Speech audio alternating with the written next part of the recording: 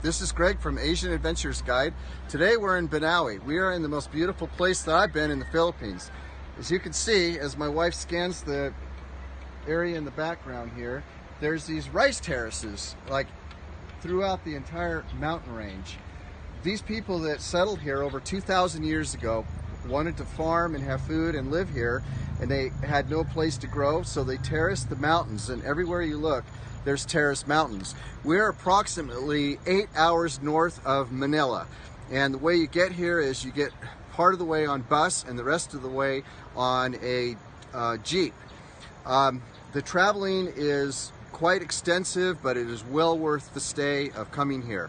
Last night we rolled into town about 3 o'clock in the afternoon. We came in on a scooter from Banaue, Nita's hometown, and we checked out 5 different hotels before we settled in on one.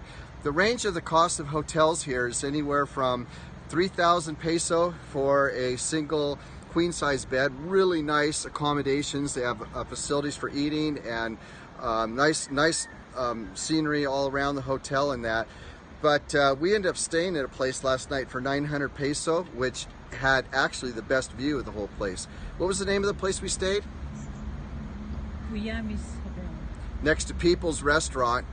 And we really enjoy our stay there. The rooms are just fine. They have hot showers, nice, accommodation, great food downstairs and all that. Few things about this area that I've done a little studying and found out is if you were to take all these rice fields that are terraced throughout these mountains and you were to line them up, they say that they would go halfway around the globe of the world. The Ifugao rice fields. The Ifugao is the tribe that lives here, and it's the province that we are in. The population of this area is roughly 21,800 people. The elevation is around 4,900 feet. The rice fields have been here over 2,000 years, and they have dated back a long time back. Nowadays, with modernization of things and the way our world has changed, many of the local people do not work in the rice fields. In the past, they all worked in the rice fields, and they all worked out in doing agriculture. So they grow a lot of fruits and vegetables in this area also. So a lot of the younger generation have decided to go into the cities and get regular jobs or work in the industry of tourism. Tourism is huge in this community. And so the fields are decaying, it's hard to maintain them, the walls are breaking down, and there are some problems. The area of the rice fields is fed with rainforest water from way back up in the mountains. There's lots of rain here. The rainy season is about 6 months long: April, May, June, July, August, September, somewhere in there. And they get a total of about 180 inches of rain a year here. And it is beautiful today. Temperature's about 75. When we rolled in last night about 3:30, I had to put my coat on. It was down about 60, 65. It was a little bit chilly for me. It was a little bit of a breeze. Right now that you can see the sun's up and it is quite warm. I have long sweats on and I'm sweating right now. I'm about to pull these off and put shorts on later for our drive. We're going to be heading back up this mountain here for about an hour and a half drive to visit some folks that are relatives of Nita's that she has not seen in over 19 years. I'm really excited about that. We're going into an area that's very primitive, very old school. Around here, as you can see, the housing and the various things around here, if you want to pan around and show some of those houses. Everything's built on these cliffs here, and they put these pilings deep down into the ground and they just go straight up. Some of the buildings are up to 4 stories high. As I had said earlier, tourism is huge. As we were eating breakfast this morning, there were several people from France, England, the European countries, a lot of Americans, a lot of tourism. We are driving up and down the roads and see foreigners pretty much everywhere. It's the only area I have been to in the Philippines. Oh, you want to film those ladies up there? They're just beautiful dressed in their cultural, what would you call that, sweetie? Weaving. I know that back when you were a kid, you probably dressed and wore some of that kind of attire in different things, because your tribespeople come from these mountains, so that's kind of their culture. It's really cool. We just got lucky to be here filming today and see that. Back to my little deal here. I'm really glad this is really informal. I'm just chilling and having a great time today.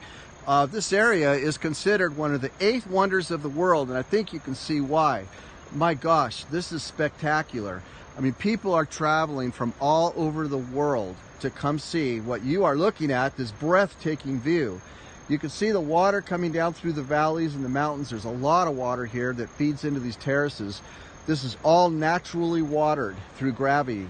And it just blows my mind how all of this is just man-made, you know. Over 2,000 years ago, the way that they did that with rakes and shovels and by hand, you know, it's unheard of nowadays.